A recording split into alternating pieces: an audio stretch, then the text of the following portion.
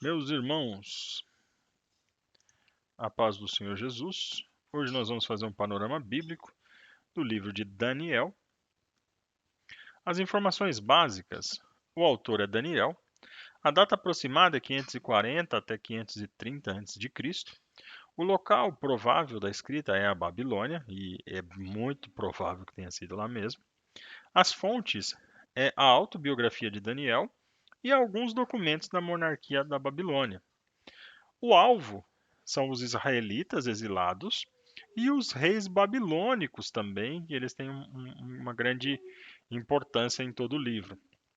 O versículo-chave é Daniel, capítulo 1, versículo 8, e a palavra-chave é integridade. Resumo do livro. Junto com muitos outros, que foram deportados para a Babilônia, Daniel e os seus três amigos, eles são personagens bem importantes desse livro. Eles foram deportados para a Babilônia e por causa da coragem que eles tiveram, eles recebem claras bênçãos de Deus em suas vidas. E eles foram até, nós podemos chamar de promovidos, no serviço real. Ou seja, pela fidelidade a Deus e pelo bom trabalho que eles faziam, eles foram promovidos para altos cargos no reinado. Nos capítulos 2 ao 4, nós vemos aí o rei Nabucodonosor tendo um sonho, né? Ele tem um sonho, e só Daniel consegue interpretar esse sonho corretamente. E aí, ele faz uma grande estátua depois, né? Ele faz uma grande estátua de si e ele obriga todos a adorá-lo, adorar essa estátua. E aí, os três jovens amigos de Daniel, o Sadraque, o Mesaque e o Abidnego, ou o Ananias, Azarias e Misael, os nomes hebraicos deles, eles se recusaram a adorar e foram milagrosamente poupados por Deus na fornalha ardente. Então, veja que eles não quiseram adorar a estátua e aí eles foram jogados nessa fornalha que foi aquecida 7 vezes mais e Deus poupou a vida deles. E é interessante que cada vez que Deus fazia um milagre ou uma manifestação na Babilônia, é, o, o- era uma forma de evangelizar também, porque os reis que participam, né, os reis da Babilônia, eles acabam é, dizendo ao povo, às províncias, que não deveriam adorar outro Deus a não ser aquele que faz os milagres, né? Aí no caso de Sadraque, Mesaque e Abidnego, que foram livres da fornalha, e logo depois Daniel, ele foi também jogado na cova dos leões, porque ele recusou orar ao rei. Né? Ele foi miraculosamente aí poupado, Deus o poupou, apesar do rei ter sido enganado. É, ele tem que cumprir a lei dos medos e dos persas, aí o rei que veio a seguir, e Deus poupa a vida de Daniel, e aí mais uma vez Deus, né, e Daniel é promovido e Deus é glorificado por esse grande milagre. E no capítulo 9 registra a profecia das 70 semanas, chamada 70 semanas de Daniel, que Deus deu a Daniel o cronograma preciso e detalhado de quando o Messias, né, o Deus encarnado aí, o Emanuel, cumprindo os outros profetas, ele viria e depois ele seria retirado. O conteúdo do livro. O título, de acordo com a tradição hebraica, o título ele é derivado do nome do próprio profeta, né, do próprio autor do livro, que recebe as revelações de Deus ao longo do livro. Daniel, ele cobre todos os 70 anos do cativeiro babilônio, né? Do ano 605 até o ano 536, aproximadamente aí as datas. Os irmãos sabem que as datas são sempre aproximadas. 9 dos 12 capítulos do livro de Daniel trazem revelações recebidas por meio de sonhos e visões. Então veja que é uma forma também de Deus falar com o seu povo e falar também às nações também através dos sonhos e visões. E Daniel foi porta-voz de Deus para esse mundo gentílico e judaico. Então, lembramos sempre que tem uma mistura de povos ali na Babilônia e depois no Império Medo-Persa. E aí também falando dos planos, né, que tinha tanto para aquele momento quanto para o futuro, tanto da restauração, e aí Daniel vai entender as profecias, principalmente a profecia de Jeremias, que esse tempo foi determinado ao povo e também eles voltariam do cativeiro. Ainda no conteúdo, uma série de histórias sobre como Deus traz honra a si próprio por meio de Daniel e de seus 3 amigos lá na Babilônia, seguida de 4 visões apocalípticas que tratam de reinos futuros e do reino final de Deus. As ênfases é a soberania de Deus sobre todas as nações, seus governantes, o cuidado de Deus pelos judeus no exílio e também as promessas de uma restauração final. E aí o presente triunfo e a vitória final de Deus. Basicamente é isso que a gente vê em todo o livro. O propósito, em 605, então, aproximadamente, Nabucodonosor, rei da Babilônia, ele conquista Judá. E aí ele deporta muitos dos habitantes para a Babilônia. Assim, o que a gente tem que entender é que ele leva para a Babilônia aqueles que poderiam de alguma forma trabalhar, serem escravos, servos mesmo. E aí os melhores, né, os de melhor aparência, os de família nobre, ele levava para essa questão mais no palácio, mais próximo dele, aproveitando esses cativos agora para trabalhar mesmo. Essa era a ideia. Daniel ele serviu então no palácio e ele também foi líder de outros cativos também. Se a gente fosse classificar Daniel em uma sentença, o profeta afirma pelo testemunho pessoal e pela pregação de suas profecias a soberania de Deus sobre o mundo e a história. O esboço do livro, o livro ele é dividido em duas partes. A parte histórica, que é a dedicação de Daniel, no capítulo 1, a sabedoria de Daniel, capítulo 2, a fé dos amigos de Daniel, né, dos 3 jovens, no capítulo 3, a visão de Nabucodonosor, no capítulo 4, a visão também e os sonhos, né, também de Nabucodonosor, no capítulo 5, e Daniel na cova dos leões, no capítulo 6, e a parte profética do livro, que seria a segunda parte, a visão dos 4 animais e do ancião de dias, no capítulo 7, a visão do carneiro, do bode e do chifre pequeno, a profecia das 70 semanas, no capítulo 9, no capítulo 10 nós temos a visão pessoal de Daniel, e no capítulo 11 a visão das nações, no capítulo 12 a visão de Israel. As principais personagens, então, do livro de Daniel. Deus, claro e óbvio. Daniel, que é o autor do livro. O Azarias, o Misael e o Ananias. O Nabucodonosor, Belsazar e Dario. Curiosidades do livro. Daniel é um dos poucos personagens bíblicos sobre o qual nada de negativo foi escrito. Veja que interessante, né? Daniel era um homem irrepreensível.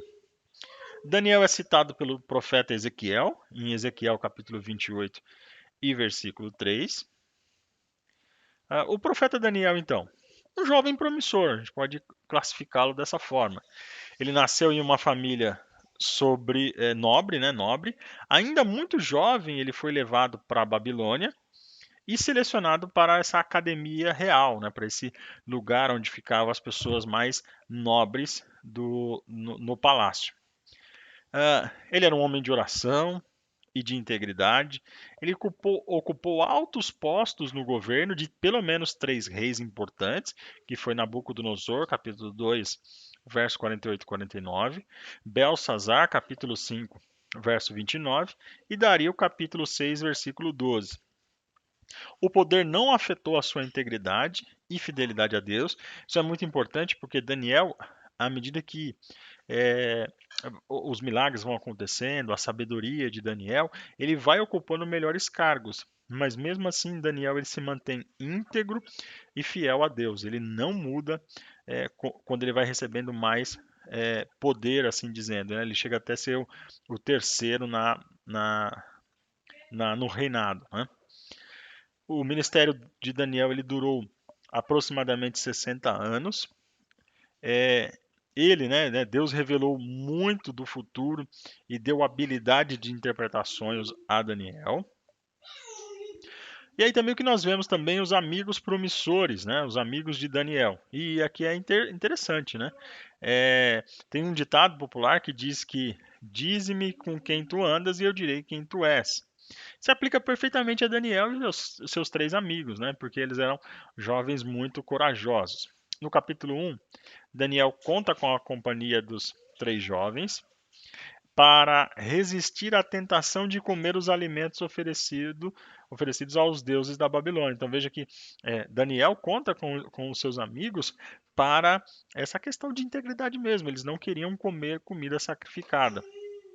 Além disso, também no capítulo 3, os três amigos receberam o nome de Sadraque, Mesaque e Abednego, que eram nomes da Babilônia, não eram nomes não eram nomes deles, né, do hebreus, nome dos judeus. E eles são forçados a adorar uma imagem de ouro de Nabucodonosor, mas eles resistem comprovando a integridade deles, ou seja, mesmo que para eles fossem a morte na verdade foi sentenciados, né, eles foram sentenciados à morte, mesmo assim eles permanecem íntegros e fiéis a Deus. E eles não adoram a estátua do rei. E é interessante porque assim a gente pode perguntar: e Daniel, onde ele estava? Olha, alguns comentaristas, alguns historiadores dizem que provavelmente Daniel poderia estar em outra província, né? Como ele era um nobre, ele poderia estar trabalhando, estar em outro lugar, e não nesse momento onde acontece esse episódio aí com os três jovens. Porque com certeza, se Daniel estivesse presente, ele seria o quarto homem a ser jogado na fornalha, né? E aí, porque ele, com certeza, ele não iria se curvar à imagem. O que nós vemos então de doutrinas em Daniel? As disciplinas espirituais.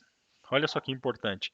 Daniel, né, em Daniel, a tentação foi vencida com disciplina e santidade. O perigo foi superado com oração e fé. E o pecado foi denunciado com temor e sabedoria. Então veja aí nas referências do livro. A soberania divina.